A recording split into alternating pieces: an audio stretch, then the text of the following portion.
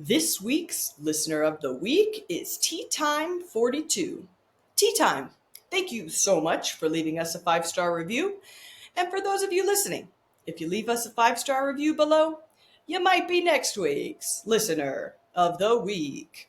Week. This week on Commercial Real Estate Secrets, we have Jack Bosch. Jack is the co-founder of landprofitgenerator.com. Jack, thank you so much for being on the show today. Thank you for having me. I'm excited to be here. Jack, let's start just by telling the audience who you are, where you come from, and how we got here today. Okay.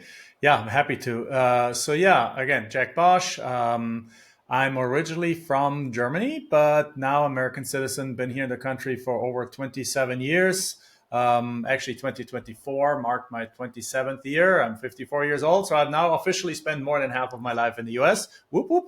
And I came here to finish my college degree, met my wife here, who is also an immigrant from Honduras, Central America. So we're a very international family.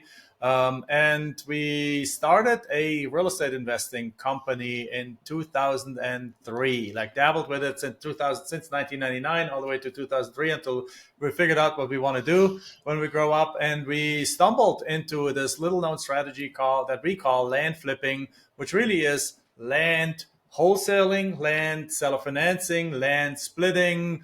And from there, you can open the Pandora's box and go into all kinds of things, including land development, land entitling, and so on and so forth. But our core strategy is simply to take a piece of land, let's say a $50,000 piece of land, put it on a contract for 15, sell it for 35, make a $20,000 deal, and simply do that in a double close without even using your own money, and just simply as a wholesale transaction and sell it. Or take a similar kind of deal, put it on a contract for $10,000, sell it for 50, get a $10,000 down payment, and sell the rest of it with seller financing. So make land cash flow in a way without, again, using very little or none of your own money. With this strategy, my wife and I have done over 5,000 deals since then. We're teaching this for 15 years already now. We've created over 1,000 millionaires. And that strategy has given us the funds to then also, since you're in the commercial real estate space, leverage that money into 800 apartment units, a whole bunch of single family homes, and really create what we call what's called generational wealth, what we hope will be generational wealth. How did you stumble into this? So through a sequence of kind of thing, trial and error, really. Like I came into real estate not even knowing what the word deed meant, what the word drywall meant, what the world, none of the terminology of land was familiar to me, because when you come from another country, you have to learn. I mean, English was okay, it was good enough to get into college, but I learned English since in 5th grade. But obviously each industry has its own language, so I knew nothing about it. Plus, I had a job that I had to travel 100%. I was in consulting, and I was gone from Monday to Friday. But still, we liked real estate. We like real estate. There's big possibility to make bigger checks and things like that. So that was all very, very interesting. So I read Rich Dad Poor Dad by Kiyosaki. Obviously, me and 25 other million people read that. But I read something out of that book that perhaps other people did not read.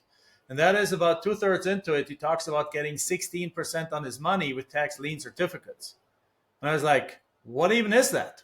So I researched it, and I found that there is people in the United States that don't pay their property taxes. First of all, that blew my mind, because like, why in the world would you not pay that? And then the second thing is like, what even blew more my mind, that is like that we're living in a wild, wild west country, that if you don't pay your property taxes for 3 years, 5 years, 2 years, different states, there's different rules, the government literally takes your property away. And now in the tax lien states like Arizona, where this was the example, the lien holder forecloses on it. But we've quickly realized that in one state over in California, if somebody doesn't pay property taxes for 5 years, the property actually goes for auction. And we're like, mind blown. Never thought this would even be possible, because in Europe, it's not being handled like that. In Honduras, it's not being handled like that. So the next thing we know, we take our life savings, we go, actually, Michelle, I was traveling and I had airline miles. So we put Michelle on an airplane to California, to San Francisco, to attend a tax deed auction. And unfortunately, she gets outbid on everything because there's huge competition there. But she gets to talk with a lady And the lady tells her that she has an extra piece of land. So we get that piece of land on a contract. We figured it was worth 150. She wanted 70 for it. We got it under contract and we put it in a newspaper and sold it in 2 weeks for a $31,000 profit. Wow. And we're like, I didn't even have to know anything about deeds. I mean, deeds, yes, because that's you learn from the title company. But I didn't even have to learn about 2x4s and 4x4s and drywall and electric and things like that. Because all we did was value the land, put it under contract, move it on to somebody else. But then the next step was we then realized, okay, that was a coincidence. You don't just randomly sit next to somebody else's land and sells it to you. That's like a once in a lifetime kind of thing. How can we make this more frequently? How can we do this again? And the next thought that came up was, well, let's look at that. In a state like California, it takes 5 or even 6 years. It takes 5 years until the state can even take action, and that usually takes another 6th year before they even sell the property at auction. But these people 6 years ago decided to stop paying property taxes. 6 years ago, they decided they don't want these properties anymore. 6 years ago, they decided that they rather walk away and get nothing for the property than deal with that with property taxes and deal with that property anymore. So what if we could get our hands on a list of people that don't owe 6 years property taxes, but that owe 4, 3, 2, 1, or even just a few months worth of property taxes? If we could get our hands on these kind of people, on a list of these people, couldn't we contact them directly with a direct mail piece or cold call or something? And not all of them are going to sell to us, but some of them are going to be the people that basically says, I'm done, I don't want this thing anymore, you can have it. And that's what we tried doing. And then all of a sudden, deals started coming in. And the funny thing is that any deal that came along was a land piece. House owners would not agree to sell those properties to us cheap. They wouldn't even respond. But the landowners responded. So we're like, well, we've done one land deal already. Let's do another one. Let's do another one. Let's do another one. And soon enough, we realized that this also applies to 20 times more people that even don't owe property taxes. So at any given time, the property taxes, people that owe property taxes, only like 2 to 3% of the actual tax base, the property base. So focusing just on tax delinquent properties makes your market really small. But then we realized there's 20, 30 times more potential sellers out there that are just as frustrated with the property taxes, but they're kind of grudgingly paying them every year still. But they would love to have an offer, and we just have to pay a little bit more to them than to the other ones. And all of a sudden, this blew up, and we started doing 63 deals in our first year, 150 deals in our second year, something like 500 deals the next year, and just gone since. And since then, we've done over 5,000 deals all over the United States. Do you find locationally there are states that you see more action in general? Little bit, but there's some states that are just like we focus on 3 kinds of properties. Let's go with that. The first kind of property is infill lots in growing cities. So if you have a city that's not exploding but slowly growing, that's where we like to be. So think about a street, 35 houses, 2 infill lots, 2 empty lots. They're beautiful. If that's a $500,000 neighborhood, the builder, like any of the builders in that area, are going to snatch that up for $100,000 in a second. And you don't even need to get a steep discount. You can buy it for 70, which is close to market value, and sell it for 95 to the builder, and the builder is happy, and you made $25,000.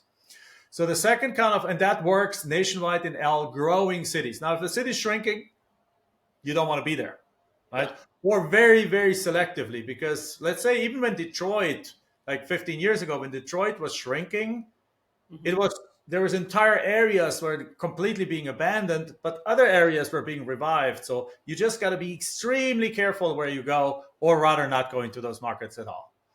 The second kind of property we focus is 1 to 10 acre lots. Typically, that's the size. They can be smaller, but 1 to 10 acre lots in the path of growth, meaning after the last development of a city. And again, this works best in growing areas. And that goes that the growing area is the theme that will eventually answer your question here. But so in these growing areas, that means that the city is expanding outwards, which makes these properties 10, 20, 30 minutes outside of town extremely attractive to people that want to live close to the city but not in the city, but also to people who just want to hold on to the land and wait 20 years if the city approaches and their land is 10x, 20x, 30x more valuable, and so on. And virtual, like the virtual workers today, since COVID, more than a third of the United States still works from home. That's 50 million people. And not everyone wants to live in a cookie cutter home. So this is very attractive to those. And again, but if the city is shrinking, again, do people really want to live outside of a shrinking city and so on? So you want to looking for areas that overall are growing. And the third kind of property is like 10 plus usually acres, 10 to 100 acres plus. And we're talking about your own mini ranch. A lot of people have good jobs, good income thing. They would love to have 20 acres an hour, 2 hours outside of town. Those are usually very stable rural areas. So with that said, to answer your question, this works nationwide, where there is these rural areas in particularly, they should be somewhat pretty in itself. Like there's an area in northern Nevada called Elko County. And Elko County has lots of 40, 50, 60 acre parcels, but it's just butt ugly. There's nothing there. There's a bunch of tumbleweeds, some coyotes, some roadrunners, and rattlesnakes and scorpions. That's everything that's there. And unless you're a animal lover of those kind of animals, or unless you're a dirt biker, because there's not even fences or anything, you can do like outdoor sports there really well. You don't want to go there and park your RV in the middle of the desert with nothing around, right? So there's 40 acres. You can pick them up for $2,000, but you sell them for $4,000. Like literally, there's land is worthless over there. So take into consideration that if you want to be in the rural areas, it's want to be in the rural areas like I don't know, Branson, Missouri. Like you're within.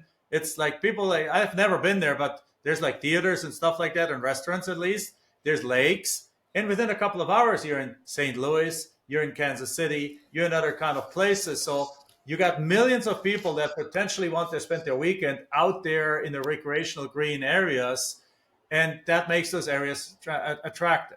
So with that said, not really. It works in the entire United States, but as long as you follow the rules of like growing cities and attractive areas, you find those anywhere. Super interesting. So when you acquire a property or get it under contract, how do you find the buyer? Okay, so the buyer you find, we usually use like 4 or 5 different strategies for that. The first one is simply the first one and most straightforward is, and nowadays that worked, like 10 years ago, that was really hard to do.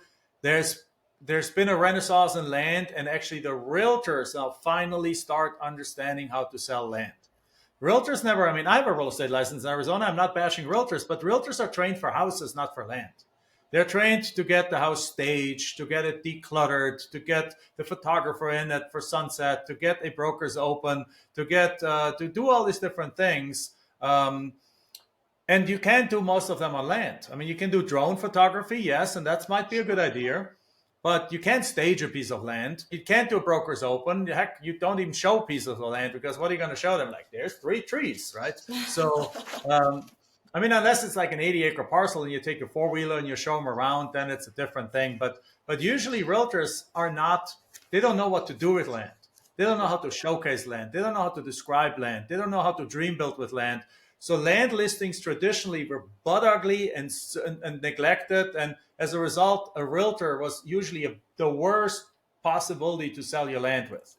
Because again, they didn't know how to sell proper land. It's not their fault. It's just they were never trained. Today, that's different. Today, every market has a few land rock star realtors, and the simplest way is just find them, give them your land, and sell them. My 16-year-old daughter, now 17, my daughter, when she was 16 earlier in this year, did her first land deal. She put a piece of land on a contract for $6,000, interviewed 3 top realtors. The second one was it. That lady all she does is land in that area. Within 4 days, she got her 2 or 3 competing offers, and she sold that thing for $40,000 with a $15,000 down payment. She had it on a contract for $6,000. So off the $15,000 down payment, the realtor got 4. She got 11. Of the 11, 6 went to the seller. So she made $5,000 cash and now receiving $500 a month for the next 8 years. Not bad for a 16-year-old, right? and the effort in selling was zero because all she did is follow the criteria of finding the best land realtors, schedule a few interviews, and we had her interview them ourselves. Daddy didn't do that for her. She didn't. She needed to do it. She did everything herself. Like I was like, I'm not going to go tell anyone about this if I have to do even the first thing about it. You do this business, not me. And so she did it all, and I'm very proud of her. So with that said, the second way is, and the traditional way used to be, and it still works very, very well, is to put it on Zillow. You can put your piece of land on Zillow. You can put them on Facebook Marketplace. Love Facebook Marketplace. Go on Facebook, pull it up right now. I mean, not right now, but pull it up after the podcast and put in land for sale, and you'll find hundreds of listings out there. Most of the people we trained in our coaching program, so you can put them on there for cash, for seller financing, and any kind of thing. There's a website called landwatch.com. Gets over 5 million visitors a month. All they have is land on there.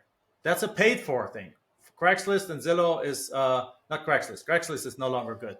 But Facebook Marketplace and Zillow are free. Landwatch you pay for. And there's a whole bunch of other websites like that you can put them on then, like even on Facebook. Like if you have a property 50 miles outside of Little Rock, Arkansas, and let's say it's a 20-acre mini ranch, who would be interested in that property? Well, what I find is that people that love real estate would love to have more real estate. So if you can join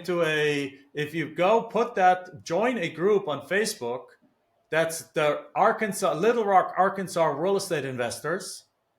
You put your listing in there. Chances are one of these guys is doing fix and flips in Little Rock, makes a ton of money, and would love to have 20 acres outside of Little Rock.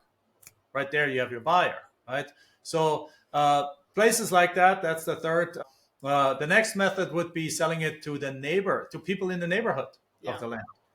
Right? People that have land in the neighborhood, not everyone wants to get rid of it.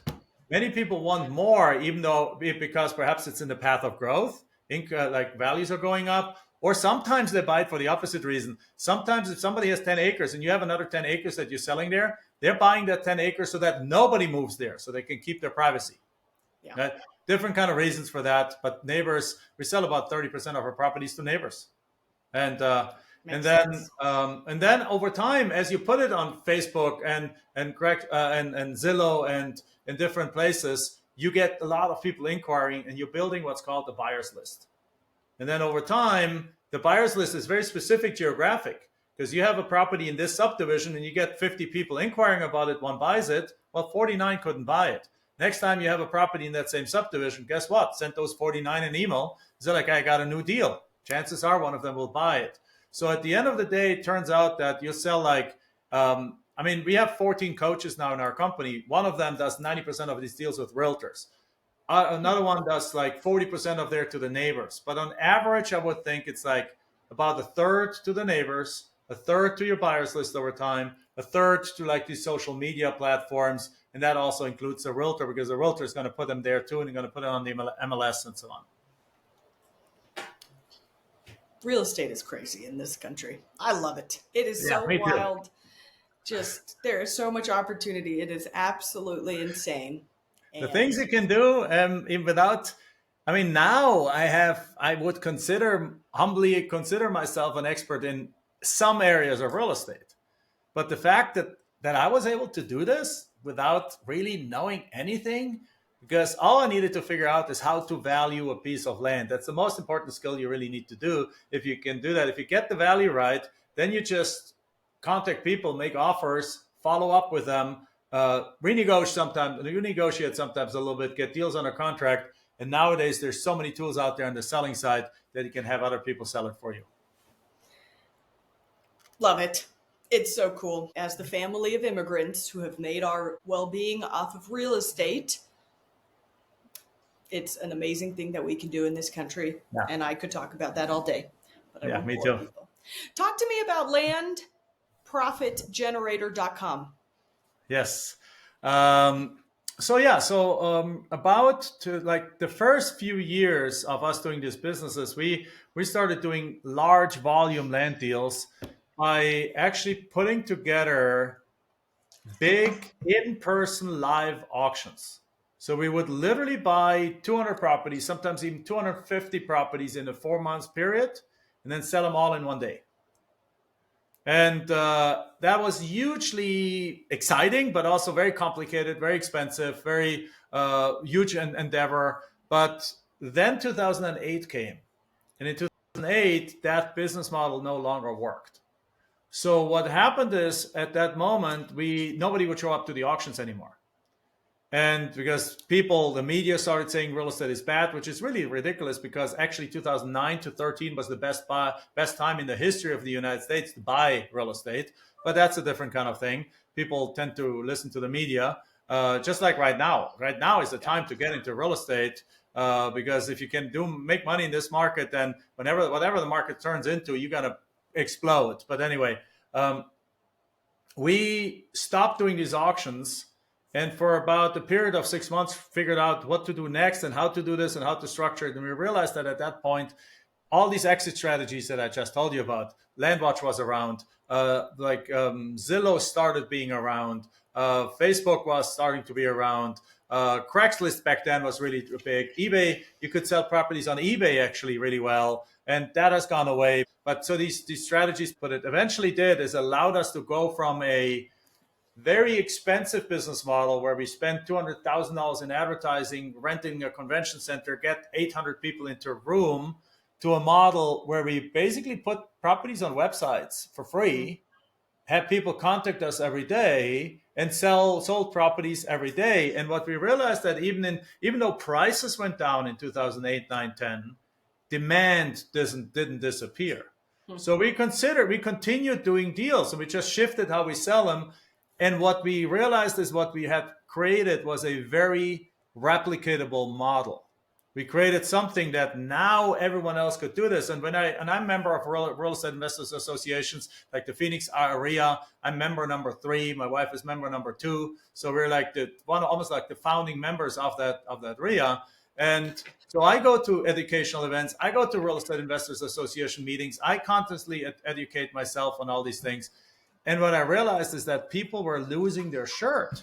Obviously, blood was on the street. People were bankrupt. The Ferraris were being impounded. They lost their houses. I know so many people that have been in business since before that lost everything during that time. And we didn't. We didn't. Our margins were compressed. So instead of putting a deal under contract for $40,000 and selling it for $90,000, we would take a deal in that same neighborhood now under contract and put it under contract for $20,000 and sell it for $40,000. Sure. So instead of making $50,000, we made $20,000, but that's still good money, right? So we're continuing to do deals. And what happens is at that point, we started realizing that we're one of like 10 people in the United States doing this. Like literally, there's nobody that did that. And we said, like, you know what? We need to teach this because we're not creating competition. We're just helping those that are losing everything right now, getting back on board. And that's when and why we started the coaching business. And first it became a home study course, and we ran it for like as a hobby next door, just on the side. And then since 2016, 17, we actually put more focus on it. And now we have a team of like 20 people in our company that plus an extra 14 coaches. So it's a total of 34, 35 people. We have created 1,000 millionaires. We have programs ranging from a home study course to 1 year 101 coaching with daily group coaching sessions with partnering with deals and things. And it's game changing kind of program that we put all our knowledge and all our expertise behind, and we are the industry leaders in that, and we have by far, probably by 10x, created the most millionaires and the most successful people in our industry from that. And we don't just teach that $10,000 deal that you get for $1,000 and sell for $8,000 with seller financing. We teach you want to do a land split, take a $100,000 lot, split it into 10 and sell those 10 pieces for $500,000. We'll teach you that. You want to learn land entitlement? We'll teach you that. You want to learn how to do double closes, triple closes, how to sell notes, how to create notes, how to partially sell them, how to build a multi-million-dollar business. We teach that because that's what we and our coaches all do. So we have people that just their goal is to make $100,000 a year. So we take them there, and we have people that made $950,000 in their first year and built an almost 8-figure business out of this. Impressive. Jack, what makes you happy with what you do every day in real estate? I love the creativity of real estate. So we do, even our coaching students, when they come on board, the very first thing we do is we have them take what's called the Colby test. And the Colby test is a test that tests you in 4 different areas. First area, it's all about quick start. What do you need to take action? And I'm a profile. So the first area is about how detailed are in. How much detail do you need before you take action? How much organization do you need before you take action? How much do you just like to take action? And the fourth one is, do you envision solutions or are you hands-on? Well, I'm a 6'4", which means I need a little bit detail, but more than anything, I love variety. I love taking action. I can't do the same thing every freaking day. It would kill me. Like I'm more creative kind of a person, and I thrive when different things happen every single day. And another word for that is real estate. Yeah. Because you never get bored with real estate. Every deal is different. Every analysis is different. Every structure is different. Every title issue that comes up is different. It's constantly asks you for problem solving, and not major problem. Worst case scenario, deal falls apart and falls apart. But it's not like. But it's exciting. It's exciting because it is problem solving and it's creativity all day long, while at the same time, if you do it the right way, and that's why we have 800 apartment units, providing long-term financial peace of mind. Because I like to be entertained every day, but I also like to sleep well at night by having my financials taken care of to the end, to the day that I die, and even to the day that my daughter, for my daughter's life too. I couldn't agree more. Real estate being a creative sport, I love that about it. There's no right or wrong answer as long as you do things ethically.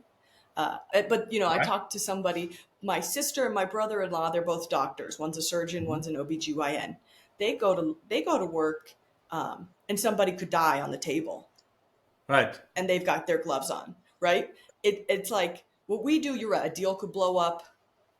Someone could lose money. But this is not something where somebody could not walk out of the room. And so I just wake up every morning so grateful that this is what we do, because it's like you said, we can sleep at night, but then we can get up in the morning, and today will not be what yesterday was, and it's not going to be what tomorrow is. So exactly. And exactly. And sometimes it gives you the freedom sometimes, like, unless you're like doing a fix and flip and you have to be there yourself. That's why I don't do fix and flips. This year, in 2024, I was 3 months in Europe. I took a sabbatical. I spent 35 days walking 500 miles through Spain, doing a spiritual pilgrimage through Spain, and then I spent 2 months traveling to Europe and having fun and visiting my brother and my parents and attending the Euro Cup soccer and just like having a blast. And because a lot of the decisions that you can make, first of all, a land business, as I said, there's nothing to see, there's nothing to be. That I haven't looked at a piece of land that I've flipped for 17 years because there's nothing to see. I don't particularly, I'm not even an outdoors person to the sense. I don't want to go camping or things like that. So I want to go look at land and then I come back to my hotel. So I want to walk on land. I love hiking. But other than that, for the land business, I can be in Europe. So while in Europe, we did land deals, and you can do them from anywhere. And as I said, that allows you to, and with the flexibility of it, it also allows you to not do anything for a week or 2 weeks or 3 weeks, and then just pick it back up. You can't do that in certain areas of real estate. If you're really like the project manager of something, have to be there. And you certainly can't do that in most professions. Ain't that the truth? Jack, where can our listeners find you, follow you, contact you? Aside from visiting landprofitgenerator.com. Sure. One of the easiest ways is to go to Land Profit Fun. Fun like having fun, right? Like landprofitfun.com. Because when you go there, you can download a 30-day PDF blueprint that basically gives you exact instructions how to set up your own land business in a 30-day manner. And even if you just want to read through it, then at least you know exactly how to do it. But if you want to take action, you can literally do that. The second way to get a hold of me is also I have my own podcast, The Jack Bosch Show. And I have also, I'm on social media on YouTube, anywhere under my name. So if you look up Jack Bosch, or in some cases it's Jack.Bosch, you'll find me everywhere, literally like any platform out there. Jack, thank you. Thank you so much for being on the show today. And Thank you for having me. Yeah, and for everybody listening, we'll see you next week. Thank you for tuning in to Commercial Real Estate Secrets. If you have found our podcast to be valuable, please be sure to subscribe, rate, and review on your favorite streaming platforms, and make sure to follow us on social media at Aviva Real Estate. For brokerage services or to get in touch with us, head over to thewarehousehotline.com and submit a contact form. My name is Aviva. This is Commercial Real Estate Secrets. We'll see you next week.